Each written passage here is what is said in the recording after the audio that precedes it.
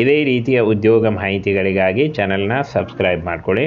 ಹಾಗೆ ಇದುವರೆಗೂ ಯಾರು ನಮ್ಮ ಟೆಲಿಗ್ರಾಮ್ ಮತ್ತು ವಾಟ್ಸಪ್ ಗ್ರೂಪ್ಗಳಿಗೆ ಜಾಯಿನ್ ಆಗಿಲ್ಲ, ಈಗಲೇ ಜಾಯಿನ್ ಆಗಿ ಹೆಚ್ಚಿನ ಉದ್ಯೋಗ ಮಾಹಿತಿಗಳಿಗಾಗಿ. ಫ್ರೆಂಡ್ಸ್, ಕಂದಾಯ ಇಲಾಖೆಯಿಂದ ನೇಮಕಾತಿ ನಡೀತಾ ಇದೆ ನೋಡಿ. 4304 ಉದ್ಯೋಗಗಳಿಗೆ ನೇಮಕಾತಿ ನಡೀತಾ ಇದೆ. ಕ್ಲರ್ಕ್ ಮತ್ತು ಇನ್ನೂ ಉಳಿದಂಥ ಹುದ್ದೆಗಳಿಗೆ ಹೊಸ ಅಧಿಸೂಚನೆ ಬಿಡುಗಡೆಯಾಗಿದೆ ನೋಡಿ. ಆನ್ಲೈನ್ ಮೂಲಕ ಅಫಿಷಿಯಲ್ ವೆಬ್ಸೈಟಿಗೆ ಹೋಗಿ ನೀವು ಅರ್ಜಿಗಳನ್ನು ಸಲ್ಲಿಸಬಹುದಾಗಿರುತ್ತೆ. ಹಾಗೆ ಇನ್ನು ಒಟ್ಟು ಖಾಲಿ ಹುದ್ದೆಗಳನ್ನು ನೋಡೋದಾದರೆ 4304 ಹುದ್ದೆಗಳಿದ್ದಾವೆ. ಅದರಲ್ಲಿ ಹೆಡ್ ಕ್ಲರ್ಕ್ ಮತ್ತು ಜೂನಿಯರ್ ಕ್ಲರ್ಕ್ ಉದ್ಯೋಗಗಳಿರ್ತಾವೆ ನೋಡಿ. ಇಲ್ಲಿ ಗುಮಾಸ್ತ ನೋಡಿ, ಹಿರಿಯ ಗುಮಾಸ್ತ ಮತ್ತು ನೋಡಿ ಹೆಡ್ ಕ್ಲರ್ಕು ಹಾಗೆ ಜೂನಿಯರ್ ಕ್ಲರ್ಕ್ ಉದ್ಯೋಗಗಳಾಗಿರ್ತವೆ.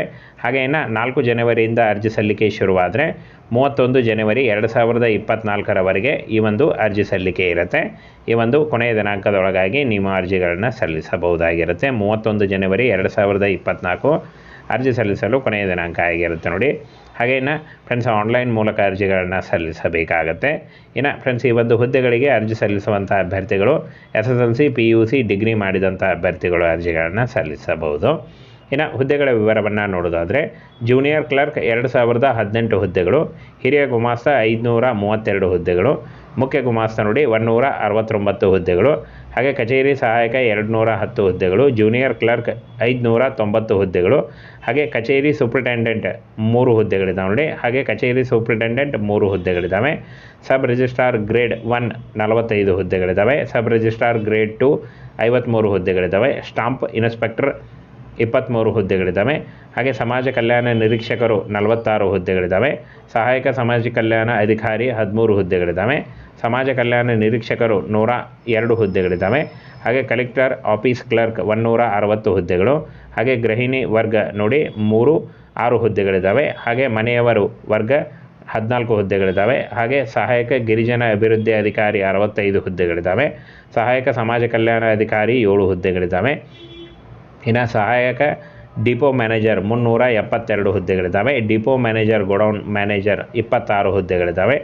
ಹಾಗೆ ಇನ್ನು ಫ್ರೆಂಡ್ಸ್, ಇಲ್ಲಿ ನೋಡಿ ಕಿರಿಯ ಸಹಾಯಕ 8 ಹುದ್ದೆಗಳಿದ್ದಾವೆ. ಟೋಟಲಾಗಿ 4304 ಹುದ್ದೆಗಳಿಗೆ ಹೊಸ ಅಧಿಸೂಚನೆ ಬಿಡುಗಡೆಯಾಗಿದೆ ನೋಡಿ.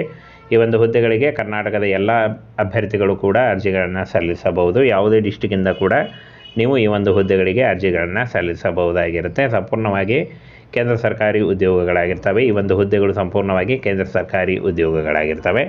ಇನ್ನು ವಯೋಮಿತಿಯನ್ನು ನೋಡೋದಾದರೆ ಜನವರಿ 31, 2024ಕ್ಕೆ ಅನುಗುಣವಾಗಿ 20 ವರ್ಷದಿಂದ 35 ವರ್ಷದ ಒಳಗಿನವರು ಅರ್ಜಿಗಳನ್ನು ಸಲ್ಲಿಸಬಹುದು. OBC ಅಭ್ಯರ್ಥಿಗಳಿಗೆ 3 ವರ್ಷ ಮತ್ತು SC/ST ಅಭ್ಯರ್ಥಿಗಳಿಗೆ 5 ವರ್ಷಗಳ ವಯೋಮಿತಿ ಸಡಿಲಿಕೆ ಕೂಡ ಇರುತ್ತೆ ನೋಡಿ. ಆದಷ್ಟು ನಿಮ್ಮ ವಯಸ್ಸಿನ ಲೆಕ್ಕಾಚಾರ ಮಾಡಿಕೊಂಡು ನೀವು ಆನ್ಲೈನ್ ಮೂಲಕ ಅಫಿಷಿಯಲ್ ವೆಬ್ಸೈಟಿಗೆ ಹೋಗಿ ನೀವು ಅರ್ಜಿಗಳನ್ನು ಸಲ್ಲಿಸಬಹುದಾಗಿರುತ್ತೆ. ಇನ್ನು ಆಯ್ಕೆ ಆದಂಥ ಅಭ್ಯರ್ಥಿಗಳಿಗೆ 30,000ದಿಂದ 60,000ವರೆಗೆ ಪರ್ ಮಂತ್ ಸ್ಯಾಲ್ರಿ ಆಗಿರುತ್ತೆ ನೋಡಿ. ಇದು ಜಾಸ್ತಿ ಕೂಡ ಆಗ್ತಾ ಹೋಗುತ್ತೆ. ಹಾಗೆ ಇನ್ನು ಆನ್ಲೈನ್ ಮೂಲಕ ಅರ್ಜಿ ಸಲ್ಲಿಸುವಾಗ ನೀವು ಲೈಟ್ ಬ್ಯಾಕ್ಗ್ರೌಂಡ್ ಇರುವಂಥ ಒಂದು ಪಾಸ್ಪೋರ್ಟ್ ಅಳತೆಯ ಫೋಟೋ ಬೇಕಾಗುತ್ತೆ.